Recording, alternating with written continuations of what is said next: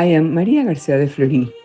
Ursula was a martyr of the 5th century, daughter of the King of Britain, and although she wished to remain a virgin to dedicate herself to God, her father established that she should marry Prince Conan, pagan son of the King of England. To agree to consummate the union, Ursula set a series of conditions. Her fiancé had to convert to Christianity, wait for her for 3 years so that she could make a pilgrimage throughout Europe with 11 friends and have a retinue of maidens to help them. The first city they visited was Cologne in Germany, where an angel let her know that she would receive her martyrdom there. Then they traveled to Rome, where she spoke with Pope Syriaco.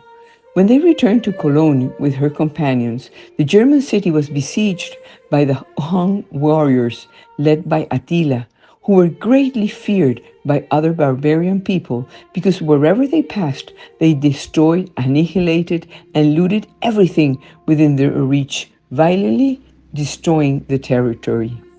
The Huns attacked the ship where Ursula was on with her friends and her entourage and wanted to take her as a wife. Ursula and her companions flatly refused because they were not willing to offend God and they were not going to stain their virginity. Furious, the Huns attacked them and killed them all with their bow and arrows. Ursula, given her beauty, was separated from the group and taken by Attila, who wanted to marry her. Upon rejecting the proposal, Ursula was murdered by Attila himself, who shot a shower of arrows into her chest. The life of Saint Ursula is narrated as a compilation of events in which historicity takes a back seat, highlighting instead the Christian and moral values symbolized by the protagonists. Thus, Ursula as a martyr emphasizes the vow of virginity, obedience, and sacrifice in the name of faith, values that are incarnated in her image as role model. The cult of Saint Ursula and the 11,000 virgins martyred with her in Cologne dates back to the early Middle Ages, becoming one of the most widespread Christian cults in Europe. Saint Ursula was named patron saint of the Cologne Cathedral as head of a female multitude who died for their faith.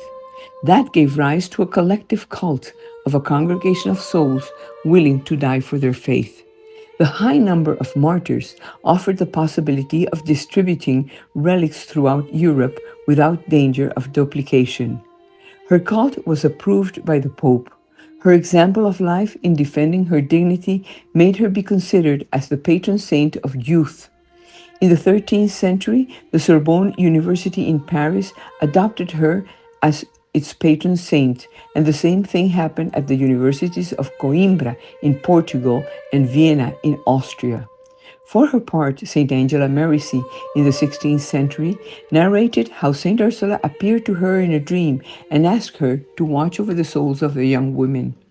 Inspired by that dream, Saint Angela founded the first order of women dedicated to teaching.